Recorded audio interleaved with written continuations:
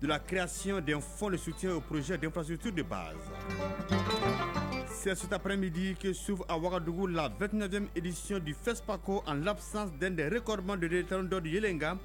Suleiman Sissé, inhumé hier, la délégation malienne a pris déjà ses quartiers au cœur de Ouagadougou. L'ORTM a déployé une grosse équipe pour vous permettre de suivre en direct et en intégralité les temps forts de cette édition. En sport, nous parlerons de basketball, d'athlétisme et de football avec la défaite des cadets maliens 2-0 face à leurs homologues de Burkina Faso au compte du premier acte de la double confrontation amicale internationale de préparation pour la CAN des moins de 17 ans. Voilà pour le sommaire. Tout de suite, les détails. Les membres du Conseil national de transition sont appelés à échanger sur le projet de charte pour la paix et la réconciliation. C'est à l'initiative de la commission de rédaction de la charte pour la paix et la réconciliation. Les échanges riches et pertinents ont permis aux uns de mieux comprendre le contenu de la dite charte et aux autres d'avoir un aperçu des potentiels griefs qui pourraient être formulés à l'endroit du projet de charte. On fait le point avec Alucine Touré. C'est la troisième fois que les membres du CNT sont sollicités pour donner leur avis sur le même document. Celui-ci est dans sa dernière phase d'élaboration, mais d'ores et déjà le Conseil national de transition souhaite qu'il soit la volonté de tous les Maliens, y compris dans son processus d'adoption.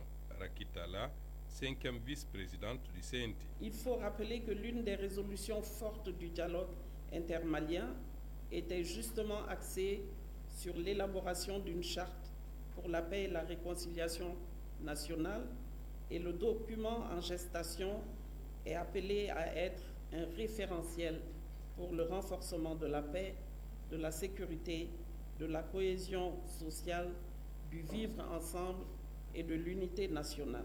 Plusieurs commentaires et suggestions liés notamment aux aspects juridiques du document, à son contenu et à ses implications dans les sphères économiques, culturelles, environnementales et bien d'autres ont été formulés. Les membres de la commission de rédaction n'en demandaient pas moins. Ousmane Issoufi Maïga, président de la commission de rédaction de la Charte pour la paix et la réconciliation. Au cours du processus de rédaction de l'avant-projet de Charte nationale pour la paix et la réconciliation nationale, nous avons écouté, échangé, noté à chaque fois les observations, contributions et recommandations. Notre objectif était d'être le plus inclusif et le plus participatif possible avec l'ensemble de nos interlocuteurs. Dans 72 heures, les membres de l'instance législative fourniront par écrit leurs critiques, recommandations et commentaires à la commission. Je le disais dans les titres, le ministre de l'Industrie et du Commerce a rencontré hier l'ensemble des faîtières de la Chambre du commerce et de l'industrie du Mali. Objectif, informer et sensibiliser les opérateurs économiques des récentes décisions prises par le gouvernement afin qu'ils soient des relais auprès de leurs membres. Il s'agit notamment de la création d'un fonds de soutien aux projets d'infrastructure de base et de développement social, la taxe donc de prélèvement divers et la taxe sur l'accès au réseau de télécommunications ouvert au public. On fait le point avec Sorana Kamisoko. Quand un problème est bien posé, bien expliqué, l'adhésion et la compréhension seront toujours au rendez-vous. C'est pourquoi le ministre en charge du commerce a voulu réunir autour de lui les représentants des organisations des commerçants détaillants pour leur expliquer le bien fondé des récentes décisions prises par le gouvernement. Il s'agit notamment de la création d'un fonds de soutien aux projets d'infrastructure de base et développement social, la taxe de prélèvement divers et la taxe sur l'accès au réseau des télécommunications ouvert au public. Moussa Alassane Diallo, ministre de l'Industrie et du Commerce. Qu'est-ce qui a motivé le gouvernement à prendre ces trois décisions? Notre pays est engagé sur trois fronts. Il y a d'abord la guerre militaire contre le terrorisme. Le deuxième front, c'est la guerre diplomatique. Et le troisième front, c'est toutes les questions liées à la guerre économique, informationnelle et communicationnelle. Le Mali bénéficiait en moyenne de plus de 400 milliards d'appui budgétaire. Mais le Mali n'a pas aujourd'hui d'appui budgétaire. Toutes ces mesures prises par l'État entrent dans le cadre du renforcement de l'économie du Mali et d'assurer l'amélioration des conditions de vie des populations. Le premier facteur, c'est le rechargement des crédits de téléphone et les abonnements, qu'il s'agisse du téléphone fixe ou du téléphone mobile. Et cela à hauteur de 10%, premièrement. Deuxièmement, cela va concerner aussi les retraits dans le cadre des transferts d'argent par le téléphone, autrement dit le mobile money. Donc chaque fois qu'il voulait faire un retrait d'argent sur le téléphone, il y a 1% sur le montant qui va être retiré, qui va être prélevé. Manju Sempara, président de la Chambre de commerce et d'industrie du Mali. Si tu es conscient de l'indépendance et la souveraineté de ton pays, tu dois accepter de contribuer à son développement. Je pense que ces décisions ont été bien réfléchies et c'est raisonnable. Plusieurs pays sont passés par là. Leurs populations l'ont accepté. C'est une question de dignité et de patriotisme. Vraiment, je vous invite à adhérer à l'initiative et d'être les relais auprès de vos membres. À l'issue de la rencontre, les participants ont fait des recommandations, parmi lesquelles l'élargissement des sciences d'information et la transparence dans la gestion des ressources et des taxes. Et le ministre Moussa Alassane Diallo de rassurer que le fonds généré par le prélèvement de ces taxes sera géré par la présidence de la République.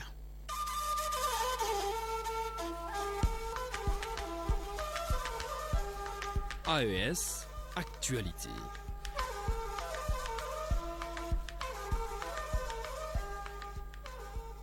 Nous y sommes de pied en pied. C'est donc cet après-midi qui s'ouvre à Ouagadougou la 29e édition de la Grande Messe du 7e art. Le Mali est l'invité d'honneur du FESPACO 2025 dans le cadre de l'AIS. Ce rendez-vous biennal qui est la première grande activité après l'adoption de la politique culturelle de la Confédération. Une forte délégation malienne participe à l'événement. Le Mali, qui est présent dans toutes les compétitions officielles, entend faire de cette participation un tremplin pour relancer l'industrie cinématographique malienne, conformément aux orientations des États généraux de la culture. Des informations fournies par le ministre en charge de la culture, Mahmoud Dafé, interrogé par Bemba Sibi et Yacouba Kone. Le FESPACO est inscrit dans l'agenda culturel mondial dans le cinéma africain. Donc ce serait un moment privilégié pour partager la créativité, l'innovation. Depuis plus de 10 ans, nous n'avons pas eu une participation dans la grande compétition avec les longs métrages en fiction. Nous avons dans notre bagage 2 films en compétition pour la prestigieuse Étalon de Yenanga. Aujourd'hui, le Mali est présent dans toutes les compétitions classiques, long métrage, fiction, court métrage, documentaire, série, animation d'école. Nous sommes dans toutes les compétitions classiques. Alors c'est quelque chose d'unique qu'il faut saluer les génies créateurs maliens, des cinéastes et du CNCM, travaillent d'arrache-pied malgré les moyens qu'on a pour avoir une participation de cette hauteur-là. Donc nous avons une délégation de 60 personnes qui viendront pour célébrer le cinéma africain. Oui, donc le thème retenu cette année est Cinéma d'Afrique et identité culturelle. Le Mali est présent, je vous le disais, dans les 11 compétitions officielles avec 2 films en lice pour le prestigieux étalon d'or de Yelenga. Les enjeux de la participation du Mali à ce rendez-vous du cinéma africain avec nos envoyés spéciaux à Ouagadougou, Tchamoko Kounate, Mamadou Sidibé, Abdoulaye Diarra et Abdoulaye Diop. Ouagadougou, la capitale du Faso, dans l'euphorie du FESPACO, Festival panafricain du cinéma et de la télévision de Ouagadougou, une atmosphère de convivialité perceptible à travers la ville, comme c'est le cas au siège du FESPACO. Cette messe du cinéma africain est le premier grand rendez-vous après l'adoption en début février d'une politique culturelle pour la Confédération des États du Sahel. Déjà, toutes les dispositions sont prises pour hisser cette rencontre à hauteur des attentes. Alex Moussa Sawadogo, délégué général du festival. Nous avons les fictions long métrage, bien sûr, là où est le talent d'or du Nyenenga, fiction. Nous avons les documentaires aussi qui concourent aussi à le talent d'or du Nyenenga, documentaire. Et nous avons la section perspective, c'est-à-dire là où les jeunes qui sont en train de trouver encore les formes de narration, les formes d'écriture et leur aussi engagement pour le cinéma. Et là aussi on aura la fiction et le documentaire. Et bien sûr, depuis quelques années, nous avons la réalité virtuelle. FESPACO 2025, 29e édition, c'est la projection de plus de 200 films sur 8 sites retenus. Cette année, 20 000 festivaliers sont attendus. Le Mali y est bien représenté comme tous les ans, avec 11 films dans toutes les catégories. Il est représenté par une délégation de 60 personnes. Une participation sur fond d'innovation qui cadre avec la vision du président de la transition à faire de 2025 l'année de la culture. Hussein Maïga, directeur général du Centre national de la cinématographie du Mali. Ces films parlent de notre histoire, ces films racontent nos manières de vivre, nos manières de penser, nos manières de prendre du plaisir, nos manières de nous comporter, mais aussi ces films mettent en avant le potentiel culturel et artistique du Mali. qui ne viennent pas seulement pour compétir, mais qui viennent aussi pour porter la voix du Mali. Les Mali, loin d'être simples figurants, mais grands, espérant remporter le prestigieux prix de l'étalon d'or du Yenenga. Ouseni Maïga, directeur. C'est l'ambition. Nous avons travaillé pendant 2 ans, nous avons préparé ce moment. Aujourd'hui, nous sommes venus pour compétir, nous ne sommes pas venus pour faire de la figuration, de redorer le blason du cinéma. Cette 29e édition du FESPACO, c'est aussi le MICA, marché de l'industrie du cinéma et de l'audiovisuel, servant de cadre de rencontres entre professionnels de ces secteurs. Elle intervient dans un contexte marqué par le décès d'une icône du cinéma malien, Souleymane Cissé, président du jury de la catégorie long-métrage fiction. Devoir de conscience, un hommage lui sera rendu. On aurait pu tout arrêter, mais nous estimons que nous sommes dans une fête du cinéma. Et le meilleur moyen de rendre hommage au doyen Souleymane Cissé, c'est de faire vivre le cinéma. Et donc, à travers le cinéma malien, nous rendons un vivant hommage à ce grand homme qu'il a été. Alex Moussa Sawadogo, délégué général du FESPACO. Ce qui m'attriste beaucoup aussi, ça fait 2 ans quand il était là, avant même la fin du festival, j'avais déjà prévu que c'était, voici mon prochain président du jury. Pour rappel, le Festival panafricain du cinéma et de la télévision de Ouagadougou s'ouvre ce samedi pour s'achever le 1er mars prochain. La cérémonie d'ouverture sera présidée par le capitaine Ibrahim Traoré, chef de l'État du Burkina Faso. Ouagadougou, Tchemoko Konaté, Mfali Siribé et Urukia Traoré pour l'ORTM. Oui, le Mali a à son actif 3 étalons avec 2 avec Souleymane Cissé et donc un étalon avec Cheikh Omar Sissoko. La supervision avant l'ouverture du FESPACO, donc le ministre en charge de la culture était sur des sites qui abritent les activités du FESPACO, du siège du FESPACO à la foire de la gastronomie, en passant par la rue Marchande. Le ministre Pengouédé Gilbert Ouedraogo a exprimé toute sa satisfaction au regard du niveau d'exécution des activités préparatoires. Mahamadi Ouedraogo nous fait le point de la visite. L'heure est au dernier réglage. Dans les 6 chapiteaux installés pour les projections de films, les conférences, les rencontres B2B et les stands d'exposition, entre autres, les techniciens sont à pied d'œuvre. La société Simo Prestations assure l'exécution de ces travaux. Son directeur général, Isiaka Guéré. Pour dire que tous les travaux sont achevés. Surtout l'installation des chapiteaux, nous avons fini 1 semaine avant le début même du FESPACO. Actuellement, nous sommes à 100% prêts. À la place de la Nation qui abrite la rue Marchande, 220 stands d'exposition ont été installés, dont plus de 110 réservés aux étrangers. L'ex-camp fonctionnaire a été aussi aménagé pour la foire gastronomique. Dans ces 2 lieux, les occupants s'installent déjà. Issouf Ouedraogo est l'un des responsables de ces sites. On a fini d'installer presque tous les stands au niveau de la rue Marchande. Ici, au niveau de l'ex-camp fonctionnaire, on a installé 26 stands uniquement réservés à la restauration. Le ministre en charge de la culture, Pengouédé Gilbert Ouedraogo. Nous avons pu à tous les niveaux voir des équipes totalement déployées. Les chapiteaux sont complètement dressés, les stands sont également achevés. Certains partenaires ont déjà commencé à s'installer, à faire la décoration. Il y en a qui ont complètement fini. Donc nous sommes totalement satisfaits. Tout est fin prêt. La 29e édition du FESPACO ouvre ses portes au public ce samedi 22 février sous le thème Cinéma d'Afrique et identité culturelle. Selon les organisateurs, les festivaliers verront plus que du cinéma. Oui, vous pourrez donc suivre la cérémonie d'ouverture de la 29e édition du FESPACO sur ORTM 1 et nos plateformes digitales avec une page spéciale dans l'édition de 20h avec nos envoyés spéciaux. Au Niger, le secrétaire général du gouvernement de DIFA a reçu hier matin le jeune marcheur du nom de Zakaria Souley Abdoulaye qui a fait le trajet Gaïa-Difa en guise de soutien au CNSP. Le point avec Abdelman Boukari.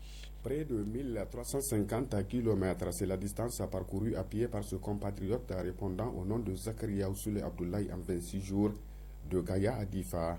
À travers cette marche, il s'est donc agi pour ce digne fils de la nation de soutenir le Conseil national pour la sauvegarde de la patrie dans ses efforts pour un Niger uni, solidaire, libre et souverain, mais aussi et surtout de manifester une fois de plus toute sa solidarité à l'endroit des populations de la région de Difa pour leur résilience.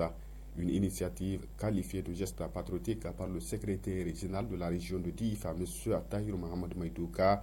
C'est sa façon de contribuer à l'édifice qui est en train d'être construit par les plus hautes autorités. C'est la preuve matérielle qu'aujourd'hui nos autorités sont en train de travailler pour sécuriser tout le territoire du Niger. Monsieur Zakariaou Abdoulaye Souley, qui s'est dit honoré par les autorités régionales, a par ailleurs invité les autres jeunes à se mobiliser davantage autour du Conseil national pour la sauvegarde de la patrie pour une refondation réussie, mais aussi et surtout à privilégier et cultiver davantage les valeurs de l'unité et de cohésion sans lesquelles aucun développement n'est possible.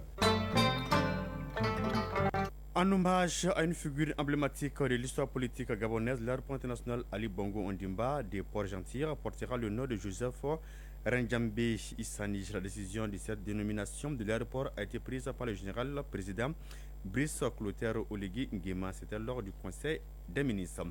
Le Conseil de sécurité de l'ONU a condamné hier le Rwanda et réclame le retrait de cette troupe dans le pays. Le même jour, les États-Unis ont sanctionné financièrement le ministre rwandais de l'intégration régionale, James Kabarebe, pour son implication dans la guerre en RDC. Dans la même optique, le ministère allemand des Affaires étrangères a convoqué l'ambassadeur rwandais à Berlin. L'objectif, la condamnation de la violation du droit international en RDC par la complicité du Rwanda avec le M23. Les sports dans une poignée de secondes.